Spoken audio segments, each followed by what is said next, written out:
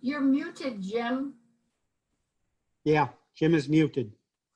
Thank you, Rena. Thank you. The cheese. Yes. Okay. Yes, I started the recording. I was able to do Okay. that. Good deal. You're able to do your PowerPoint, your slides? Yep, we're all set. How about that? Okay. If need And be, I've been assured by Spectrum Video internet folks that we've got good internet here now. So yeah. and if you want me to switch hosts to you, just let me know. But otherwise, I'll keep it here and try to keep here. No, I don't think that's at all necessary. So thanks, Jim. All right. And I'm not sure I really need to mute people. I think since there's so few of us. No. And yeah, this is very informal here. Several people muted themselves. Yeah. So yeah, we're good to go. Okay. Okay. And we've been in America for a while here. And everyone, please feel free to just shout out questions, observations, things that I've forgotten or that you don't agree with. All of those kind of things. Please speak up. Feel free. You know, this is jumping ahead, this slide, and then we'll sort of go back into history and figure out how in the world this happened. I mean, I know I make a big deal about this, about how Puritans became us, became liberal Christians. How in the world did it happen? And it happened in a relatively short period of time. If you want to start counting at what, 1621, when the Pilgrims landed or something like that, pick your date. But here we fast forwarded to 1800. And here are all these churches. Just well over half of the churches in northern New England suddenly become liberal Christians. They may not be calling themselves Unitarians yet, but they're calling themselves liberal Christians. And they're not buying the Calvinism's idea that the human soul is just bad, things like that. Liberality means that they are demoting Jesus, if only just a little. They're interested in a doctrine that has nothing to do with predestination. Rational people really hated that. Predestination had to go. They were studying. Well, I'm getting ahead of myself describing how this happened, but down where the Pilgrims landed, 18 of the 20 churches go liberal, become very liberal compared to the others who, and of course, these are all Congregationalist of Puritan background, also known as Calvinists, the Reformed doctrine. But a lot of them are fleeing Calvinism. They're not calling themselves Unitarians yet. 8 of 9 churches up in Boston unsound on the Trinity. And yeah, of course, that's, you know, these churches, they're ministers, they're not necessarily preaching against the doctrine of the Trinity. That's boring. What they're emphasizing are the ethics of Jesus. They're turning church into talking more about the here and now, and that humans aren't all that bad. And you know, this is easy to do. It's a thick Bible, as I'm fond of saying. When I was still trying to stay Methodist and was moving between 3 different churches as a lay speaker, you know, you could preach every Sunday and with the background of the Sermon on the Mount Jesus.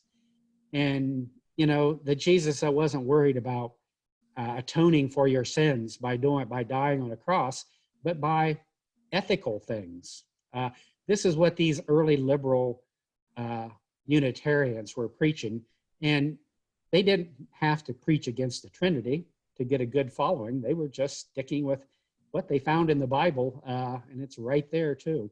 So, but then, to go back then in time, to figure out, and this is just a very quick review here. I know we've done this a lot. Remember Arius, people who believe in what he has to say are Arians, and his main opponent, Athanasius, way back when. So this fight's been going on a long time about just who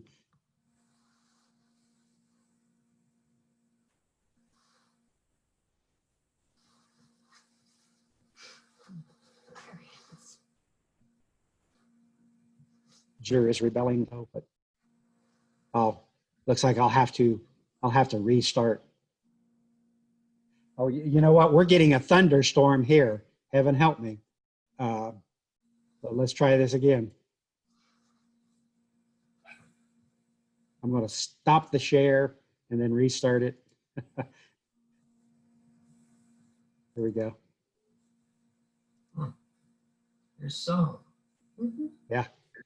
I don't know if the thunderstorm caused a little bit of, and when, remember, Arians, Arians, followers of Bishop Arius of long ago, around 325, not to be too confused with Arians.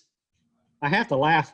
I think at times, you know, you have to be careful who you, if those of us who are predisposed to talk theologically now and then, you tell someone you're an Arian, you got to make sure they don't think you're a Aryans. Right. These, am I, yeah, I'm sharing, okay. Not those Aryans. I think that comes from an old word that means nobles.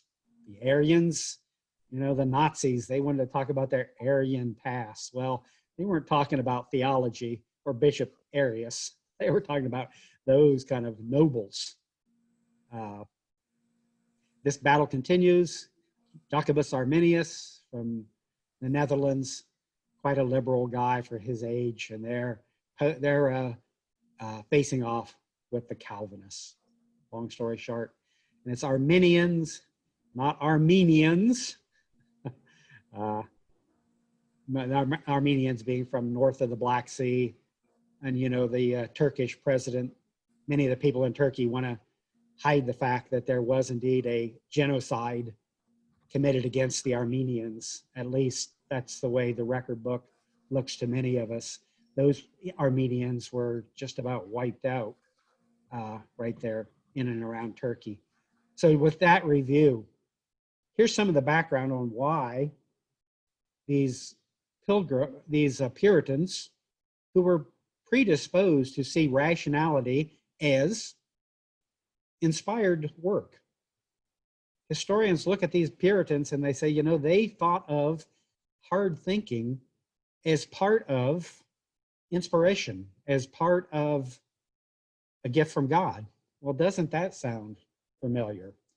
That and they'd thrown off the yoke of the churches in England, and so this kind of rationality among some of them just plain made sense. Here's Mr. You know, it's worthy of note that all three of these early higher criticism biblical professors of the Bible, and the higher criticism is starting in Germany. They're all named Johann. Figure that out. Johann Eichhorn, Johann Griesbach, Johann Michaelis, it's pronounced. Don't quite know what that means, but in any case, we'll start with Johann Griesbach. You know, he starts his business of trying to figure out who wrote first, Matthew, Mark, Luke, or John. Well, he said it was Matthew, and that caused some problems. But the bottom line is there was this hard-nosed interest in figuring out which one of the Gospels was written first, second, third, and that was vital to figuring out what was happening, who was Jesus really was. If you could figure out who wrote first, then you could see what developed over time. Well, Griesbach got it started, but he thought Matthew wrote first. Michaelis, about the same time, he had the audacious opinion that you could not believe, just because people said the Bible was written by inspired people who had a special revelation. Let me go to his quote here. He said, "The inner witness of the Spirit was of little worth, as was the witness of the church, in proof of any inspiration of any book." And if I can unpack that a little bit, he's simply saying what is a earth-shaking thought for that time period was, anybody can claim to be an inspired author. Just the fact that some people down through many centuries claimed that the Bible was written by inspired people who had a special revelation right from God, that doesn't mean anything. And the people who claim that the church was inspired by God through special revelation, it doesn't prove anything. And that's, to say that, and that's what this German professor of the Bible was saying, was forget about that and treat it as a book to be studied, an historical document. And, just getting over that hump was huge, that you could treat the Bible as another piece of perhaps literature, a foundational work of a very big religion, Christianity. Treat the Bible as just another history book. It's hard for us nowadays to comprehend what as I said, audacious statement that was, earth-shaking. Michaelis also noted things like, in Mark, the gospel according to Mark, there's no virgin birth. And as we'll see here, it's not very many years will pass when people figure out, just to jump ahead here. Let me jump ahead just a little bit.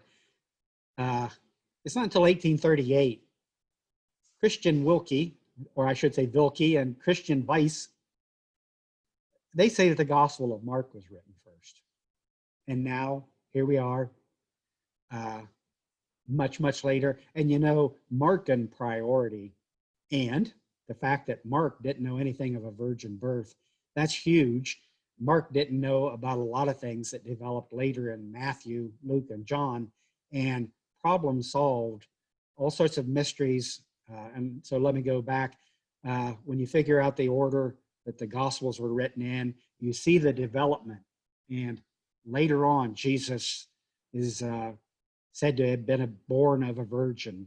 All these later developed stories, and as the Bible professor would say, being careful not to disturb his students, would say, you see a developing tradition from Mark to Matthew to Luke to John, also known as stories get bigger about Jesus.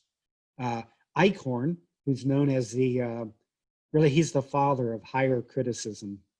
And that term, higher criticism, means taking off the kid gloves and wading into the Bible and figuring out who wrote it and when it was written, and are there mistakes, are there disagreements.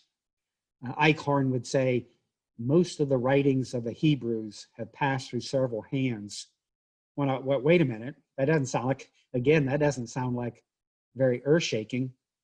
But if you're claiming your Holy Writ is inspired by God and inerrant, the fact that, as Eichhorn would tell you, there's several different people writing and talking in the book of Isaiah. Well, and that there are problems of factual errors in the Bible,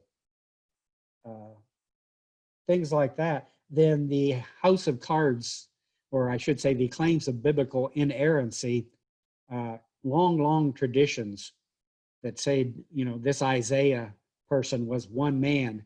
Well, now we know that there are 3 different authors of the book of Isaiah. That's not recorded in history. Things like that. All of this starts to get through to people in New England, and they're seeing that the Bible is not all it's cracked up to be in terms of authenticity, being the inspired word of God, especially if it looks as though, and let's see if I'm missing anything important here. Well, again, Eichhorn, it's worthy of note that it's Eichhorn who's teaching in Germany when Emerson, Ralph Waldo Emerson's brother Charles, is being educated to be a minister over in Germany. And Emerson's brother Charles sends home his classroom notes to Emerson.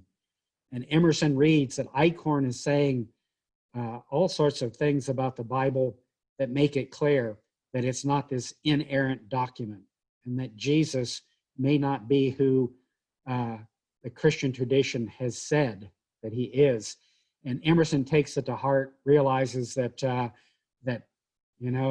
he sees very quickly all of the ramifications, and he can no longer officiate at the Lord's Supper. He sees that the Bible isn't this perfect document. And then later, as I mentioned, these two fellows come along, just basically prove that Mark came first. Well, Mark doesn't even have a resurrection story in it. Think of that. The Gospel of Mark, the first writing, the author didn't even have Jesus rising from the dead. You start looking at the books of the Bible and you see what was written last, the Gospel of John, these huge miracles, Jesus is healing people who were dead for 3 days. The miracles get bigger. Proof that the tradition about Jesus developed over time. So again, we're talking about the things that are happening in New England that would move rational religious people into wondering if the best form of Christianity had been passed down to them. Here's a very interesting fellow. He learns Latin at the age of 4. Moves to Greek at the age of 5. I mean, you've got to believe these stories, especially because he dies at the age of 28, but his accomplishments are really amazing, evidently because he got a very early start. He wrote, and this is Joseph Buckminster, we consider him a footnote, but the liberal Christians who knew of him and who followed him, he was pivotal, very, very important in their development. He said the true canon consists of those books only, the genuineness of which is established upon satisfactory evidence. He's really tearing into the Bible. One of the first casualties is the book of Revelation, which is disputed by these early biblical scholars. It's not written by the same person who wrote the gospel according to John, and boom, so they're throwing out the book of Revelations very early. It's Mr. Buckminster here. He goes to Europe. I believe it's 1806. He goes to Europe and brings back 1,000 books. Somehow or other transport 1,000, a library of books.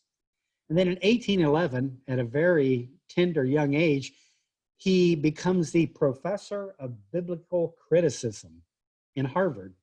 There was no such professorship until he took it over. He was the first one.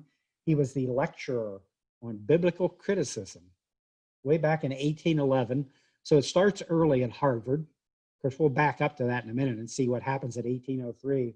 But this is Joseph Buckminster, and he has a big influence on people like Channing, who will use his criticism of the Bible, put it into their sermons, and start convincing people, everyone, that, we really need to look at the Bible. Of interest, to be specific,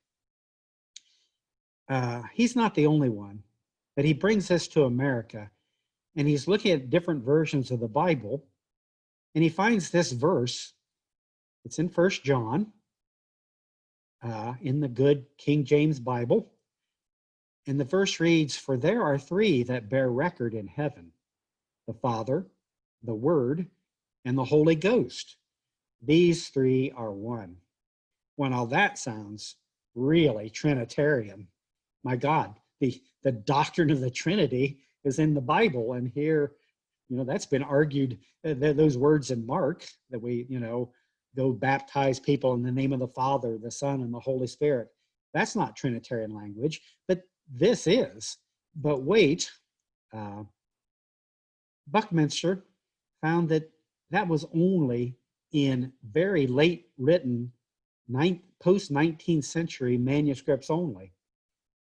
Someone added this later, much later, and now what I'm talking about here is now considered fact, that when you find something, some gloss, someone, while hand copying Bibles, decided to insert this, and they inserted it into a lot of manuscripts, and it got repeated down through the centuries. This late edition that tries to prove the doctrine of the Trinity that was really developed, as you know, in the 4th century. So someone wanted to prove, someone badly wanted to get into the Bible, proof that the Trinity that goes back and was in the original Bible. No. It was, Buckminster is making this a part of New England lore, showing that the Bible, and this is really a very damning bit of evidence that the Bible is not a pristine document that is to be trusted wholeheartedly. Little things, or I should say not so little things like this, have a huge effect when it comes to confidence in the Bible and its supposed inerrancy. And then it happens. It's 1803, and the current chair, the current holder of the Hollis Professor of Divinity, who has a lot of power there at Harvard. Harvard's already an old university. It's something like by the time of the American Revolution, it was already 160 years old. Founded in 1638, I believe. Well, David Tappan, Tappan, he dies. He's the Hollis Professor. And so they've got to come up with a new Hollis Professor. It's vacant, 1803. And the very orthodox Jedediah Morse, who we'll talk a lot more about later, he's adamant. He knows the stakes because he knows there's a lot of very liberal Christians at this point. There have been people calling themselves liberal Christians for quite some time now. He demands that the next person be orthodox. Well, it doesn't work that way. So here's Harvard, founded in 1636. And it was the College of the Puritans, you better believe it. But in 1803, because of one way of putting this is, I believe it was Alstrom, who I've talked about, Sidney Alstrom, the very famous historian of this era. He said, death jogged the wheel of fortune. And isn't that the case a lot of times where someone dies off and it completely changes history? That's what you have. A lot of people, Harvard becomes a liberal institution. These, to look back on this, to see just how significant this is. Here's Charles Chauncey the Elder, 1638, the first president of Harvard University. And his big deal, he's well known for this idea that infant baptism should be by full immersion. Well, infants are usually sprinkled.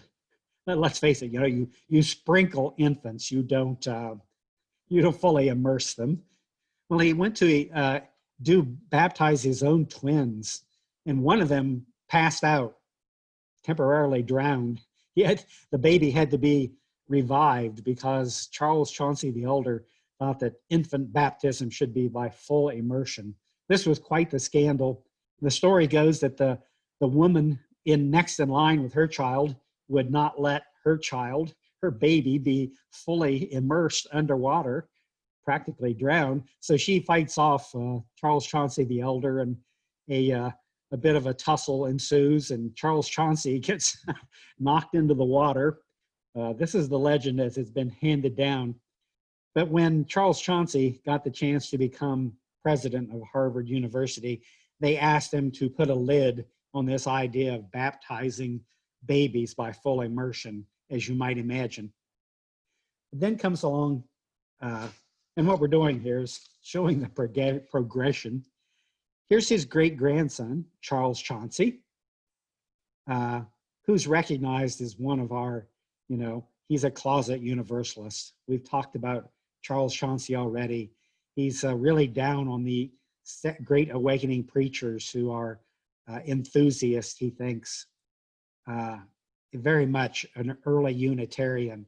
Thinks the doctrine of Trinity is a joke.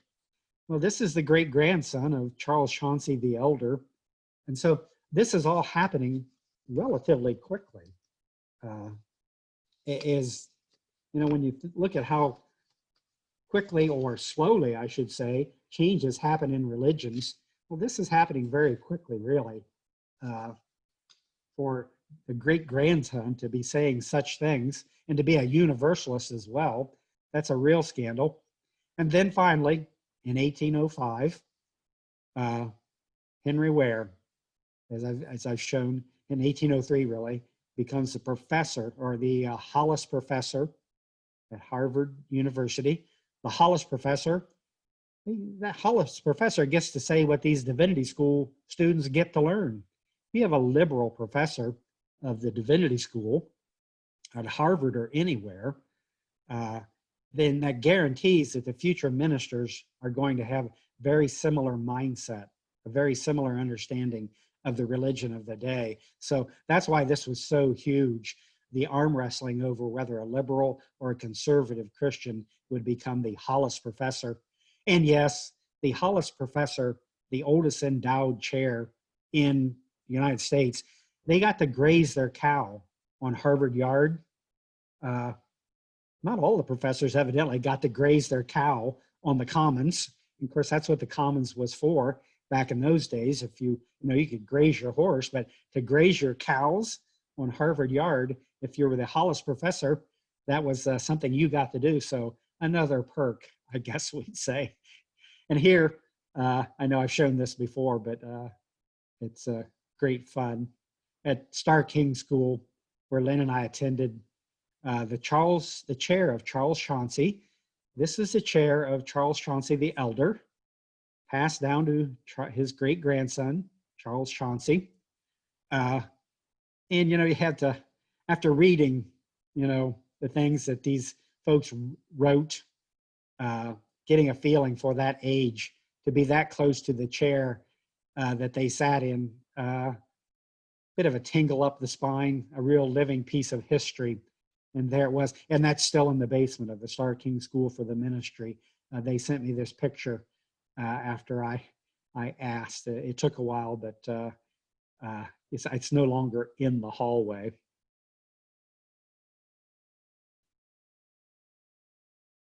So, in round terms, it takes 167 years. If you do the math here, depending on where you count from, whether you count from when the Pilgrims landed, or let's say you start counting several different places. You could start counting not when the Pilgrims landed, but when the first churches were founded, things like that. You come up with somewhere around 160 to 180 years to go from a very conservative orthodoxy to a growing Christian liberalism. 160, 180 years, that's pretty fast, I would say. Well, the Orthodox, they escape Harvard. They go about 23 miles up the road, straight north, to Andover. And there they start a college. The professors have to subscribe to the, every 5 years, if you're a professor there, you have to subscribe to the Articles of Faith. I tried to look those up. We need to look those up. But they are basically incorporated into this handy acronym, TULIP.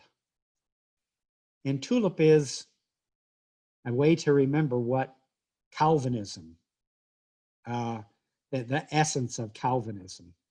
And it's really worth time to take just a minute to go through these. T for total depravity. And, this is 1807.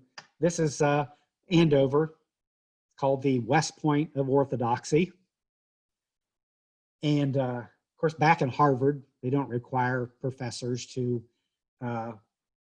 take a vow of orthodoxy every 5 years, nothing like that. The total depravity is best remembered in the little poem, "In Adam's fall, we sinned all." So whatever Adam and Eve did, it's been passed down to people genetically, we would say, inherited. People are bad. In Adam's fall, we sinned all. The image of God in human beings is irrevocably broken. There's nothing you can do to please God. U for unconditional election, also known as double predestination. There's nothing good you can do to please God if God has already decided that you're going to hell. Try how you might.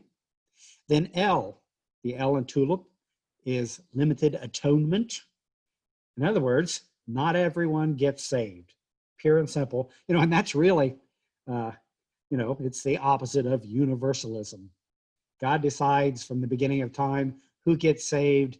Nothing you can do will save you if he's decided you're going to hell. And incidentally, though, and this feels like cheating, but it's believed at this time that if you are saved, you'll be doing good works, even though doing good works won't help you if you're not saved by a decree from God made at the beginning of time. So that feels sort of like a raw deal. I, for irresistible grace. There's nothing bad you can do if you've been chosen to go to heaven.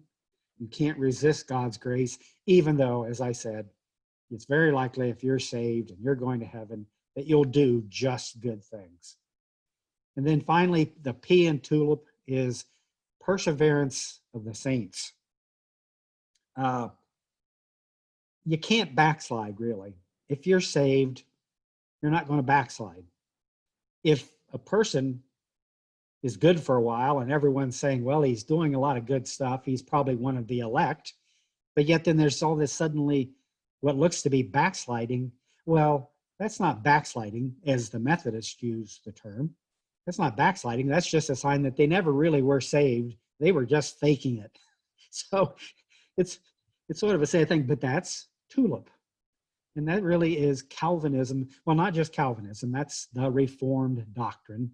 We have to be careful. A lot of people in the Reformed tradition, also known as, Presbyterians, the Reformed Church of America, not big at all, they want to try and distance themselves some from Calvin. It's not easy to do. It's a kind of a rewrite of history, but I guess you have to be careful of it. People try and find a way to make their faith of their mothers and fathers or whatever, try and reform it. And who can blame them if they want to not emphasize their the thoughts of Calvinism that started the Reformed doctrine. So let's take a break from the Unitarians. Jerry, question. Yes, go ahead, Harold. Yeah, so let me see if I've got the big picture. So the most influential institution of higher learning in the United States at that time was Harvard. And Harvard began with less progressive, and separation of church and state was in reality not a very widespread principle, even at the institutions of higher learning. And Harvard transitioned from being a more conservative institution of higher learning theologically to becoming more progressive. Those were the Chaunceys, for example, that era. And so Andover was a conservative response to that. Am I correct? Yeah, you got it. Okay. Definitely. Yeah. In that business of it being, the separation of church and state, that takes a while still, definitely. I'm trying to can't put my finger on the date. We'll have to look at that. But yeah, the churches are still supported by the townspeople, the parish that they're in. It's a good point. But yeah, Harvard, that's why it was such a big stink that now the university. Yeah, I'm trying to remember my dates. I think the Constitution was, the Bill of Rights was added in 1787, or something like that. It took till 17, I'd have to look up my dates, took till Mm. 1791 to get them all ratified, something like that. Yeah, that's what we're talking. So, So this is sort of a struggle for, what do I want to say? It's a wrestling match between competing theologies early in our history, and our roots are closer to those reformers that were developing out of Harvard, the Chaunceys and others. very much so, and their numbers were significant. So it was no small thing. I mean, we're not talking about a small minority of people. And what goes along with that, Harold, is it's not that much longer. I mean, I know we're making a big deal here of the Unitarian controversy, where all 50-60% of these churches go liberal. It wasn't that much longer when all of these Congregationalist churches became very, very liberal. You stop and think about it, Congregationalist churches that didn't declare themselves Unitarian back in the day we're talking about, they became UCC, United Church of Christ, or as some say that UCC stands for Unitarians Considering Christ. In other words, they're the most liberal of Christians. So this happened all over New England, especially in the early 1800s, as far as we're concerned. But yeah, that's New England for you. And somewhere around Philadelphia, it seemed to end. I mean, you go stop and think there are huge numbers of Unitarian Universalist churches on the East Coast, large numbers in California, and in between every big city. In some smaller cities, they have a medium to small one UU congregation. And, there are 15 Baptist churches and 20 Methodist churches. But so in the Midlands, where we're at, but in New England, in the early 1800s, it became the wallpaper. Well, I'm thinking of the culture wars we have today, much of it based on theology. And I'm thinking that it must have been really intense at that period of time as well. Yeah. And boy, it was I mean, we kid around about how people were shook up during the conciliar age when they were trying to decide if Jesus was eternally coexistent or came along later. In other words, the battle at Nicaea that determined Jesus was God. Well, here in New England at this time, huge religious controversy that was in the news, whatever form it took in those days. I'm not so sure. I suppose maybe the allowing gay clergy to be ordained. We still have our religion still gets into the news. I'm not so sure if it's exactly like this, but the story continues. The Universalists, yeah. Hosea Ballou, itinerant preacher, but also big into writing. He writes his treatise on atonement. And basically, he's saying, no good God would be offended by people that he would throw them all into hell. Hosea becomes an ultra universalist. He says there's no such thing as hell, period. He's a self-made man. Father dies at 2. His mother died at 2. His father's a Calvinist Baptist. Scares the hell out of Hosea, his son. It's a very common thing, as we've experienced, where thinking men and women get the dickens scared out of them by the doctrine of hell, by well-meaning parents who just are afraid that their son or daughter is going to go to hell, so they beat them, abuse them psychologically in some way. I'm not saying it happened in all households, heaven forbid, but there's a whole generation of people who suffer, psychological trauma because of this doctrine of hell. And, their parents worried that their sons and daughters are going to go to hell. So they, in effect, send them to hell, at least in this world, with by mistreating them some. You could even, a trip to church with a fire and brimstone preacher might qualify as child endangerment or child abuse nowadays, for some of us anyhow.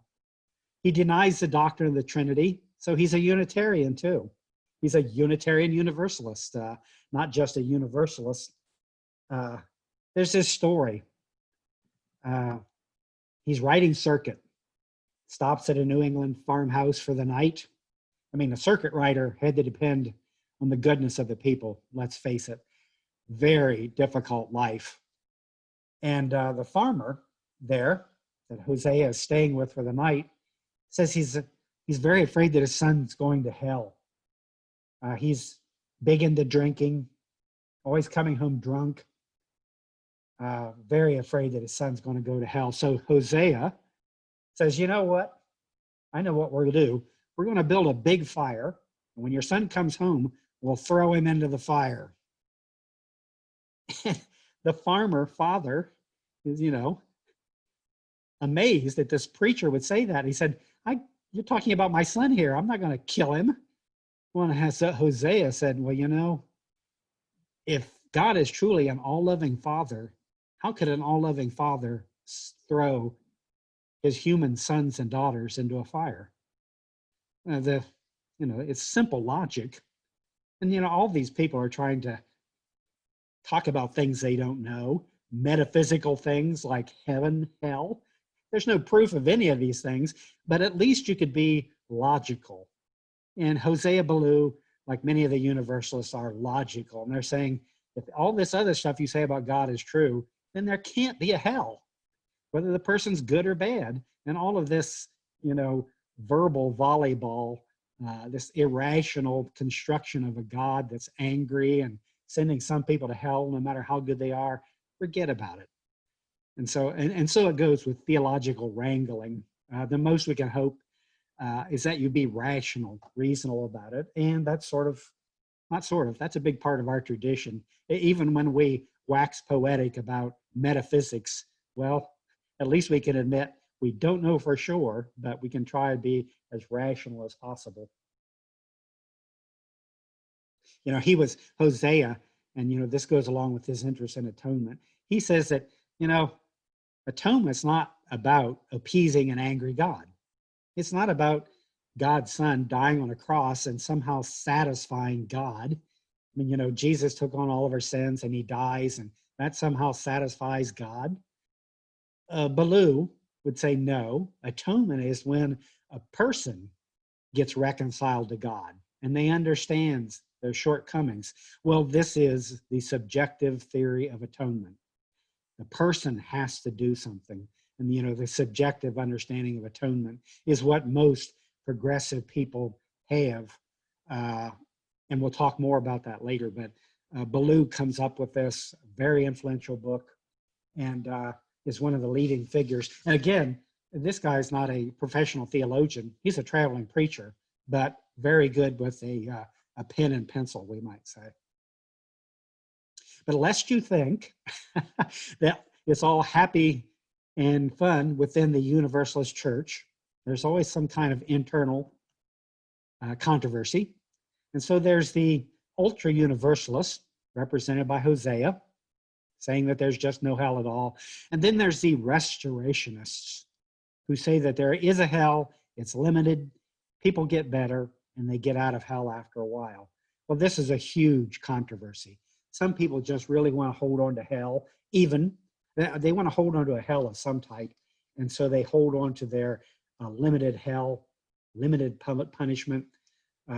The ultra universalists here, represented by Hosea, they're known as the, what are they called? They're the ultra universalists. They're death and glory universalists. That's what they are.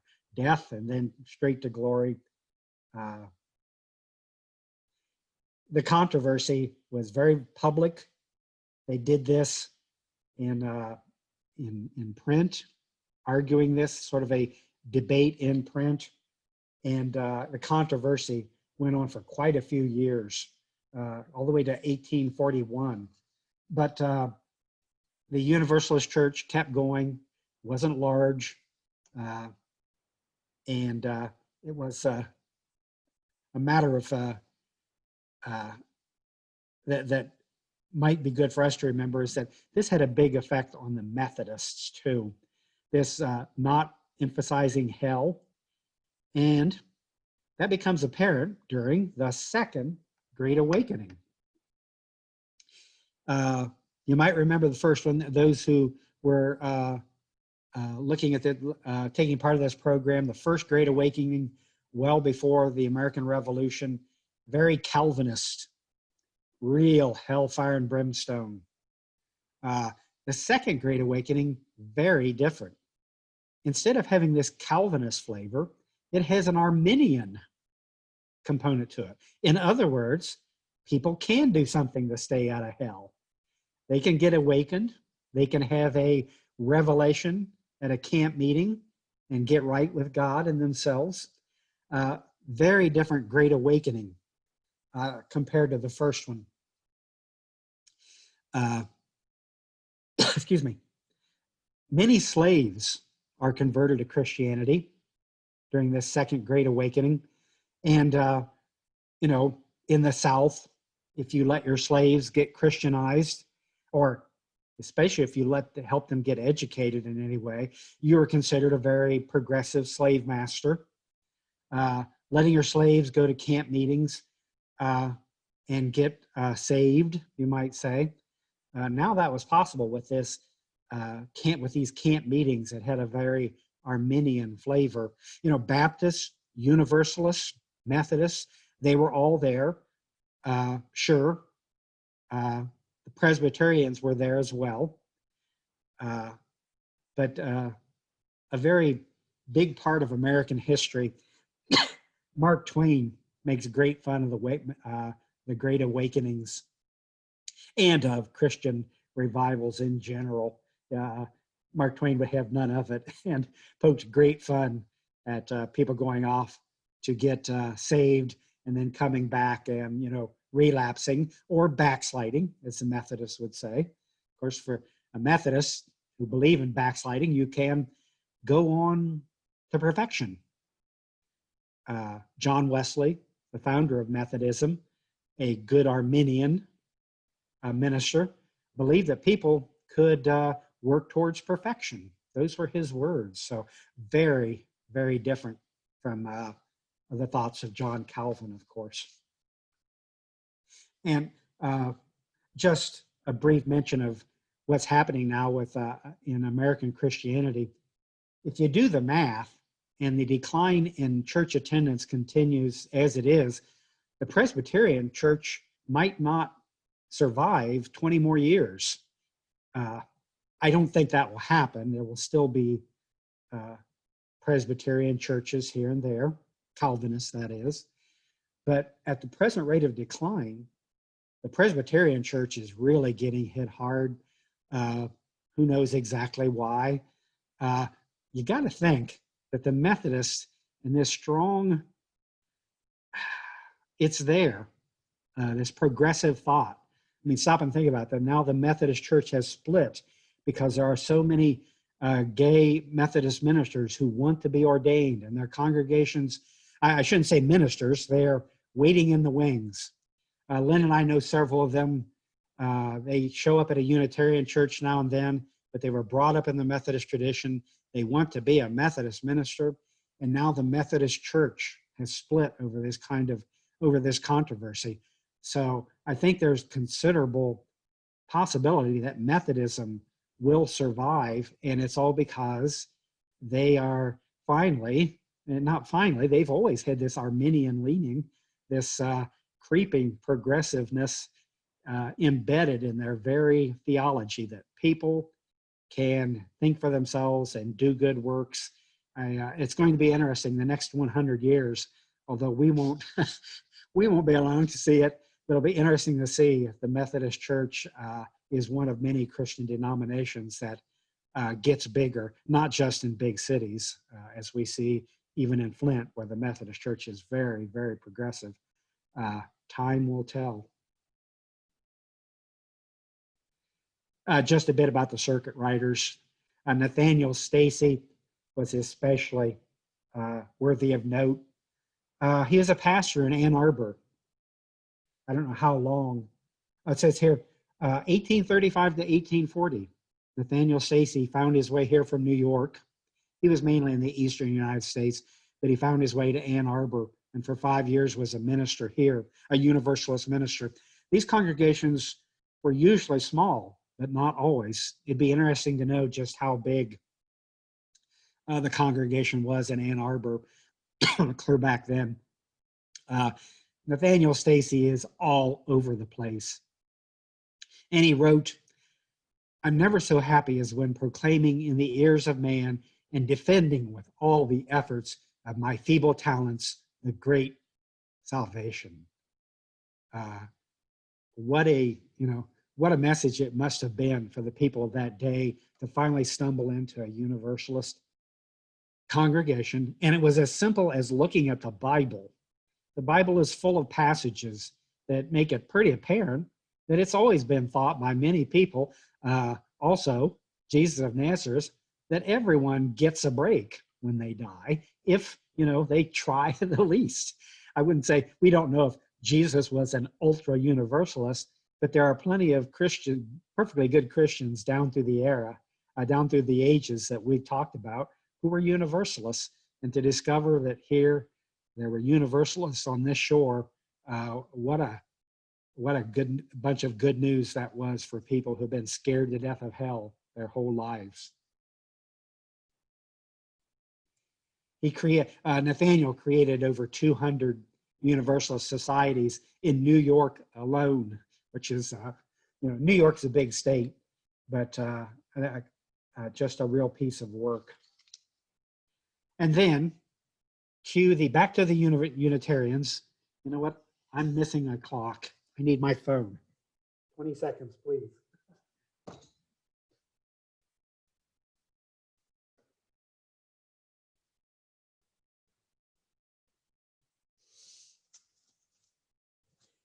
Yeah, we'll finish up here in 5 minutes. It's just about 2. Jedediah Morris, you remember him? He was there saying that, you must have an Orthodox Hollis professor leading the divinity school at Harvard, and he lost that battle. But Jedediah is back, and he reads this writing from England. It's memoirs of Theophilus Lindsay. Some of you may remember him, had the first Unitarian church in London. And Theophilus writes, and he's writing about, if you read the fine print here, a general view of the progress of the Unitarian doctrine in England and America. Jedediah is reading this, written by a Unitarian, the memoirs of a Unitarian minister all the way over in England, and he's talking about America. Well, what Jedediah finds is, and here it is, you know what? This was written by Belsham, who follows Theophilus Lindsay. It's a product of Thomas Belsham, a very famous Unitarian. It's about Theophilus Lindsay. And it's about America. And this allows Jedediah to say that, these liberal Christians, they're not calling themselves Unitarians yet. These liberal Christians are just like those Unitarians in England. I mean, Thomas Belsham is saying there's some relationship between these liberal Christians in America and the very liberal Unitarian Christians in England, and he sees this as a smoking gun. He says, and this is Jedediah talking, he's claiming that these liberal Christians in America have been hiding this. He says, as high priest of his order, Belsham had access to the very interior recesses and is exposed to view the most secret transactions of those who are initiated into worship, which he approves, and that it is Unitarian strategy to operate in secret. He's saying that American liberal Christians, and some of them are calling themselves Unitarians, that's not widespread at all. They don't like the doctrine of the Trinity. But so Jedediah is saying Thomas Belsham is the high priest, all sorts of inflammatory language claiming that liberal Christians in America, they've been hiding this. And they're just like those Unitarians in England that really don't believe Jesus is divine at all. Remember, the Unitarians in England, they have a very good Jesus, the great teacher, the pinnacle of human progress, but not the divine one and only Son of God. Jedediah is saying that, oh, well, this becomes a huge debacle. And you know what? I think we will stop right there for comments, questions, thoughts, and we'll pick up and show how the progressive, the soon-to-be Unitarians in the United States defend themselves against Jedediah's tabloid claim. I mean, this reads like something that you'd read today about someone's found a smoking gun that's damning about this or that theological, ideological issue. But things to be said before we close. No hurry, but comments, ideas, startling revelations.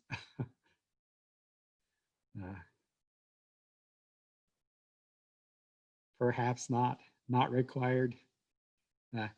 And I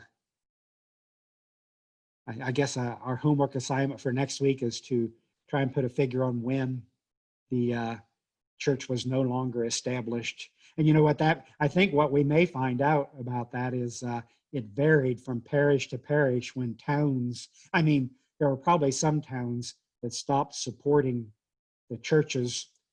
And when we get to the point where the Unitarian controversy really breaks out and the Orthodox people leave their church and they leave with the communion silver, but they still have to pay taxes to the church that has gone liberal.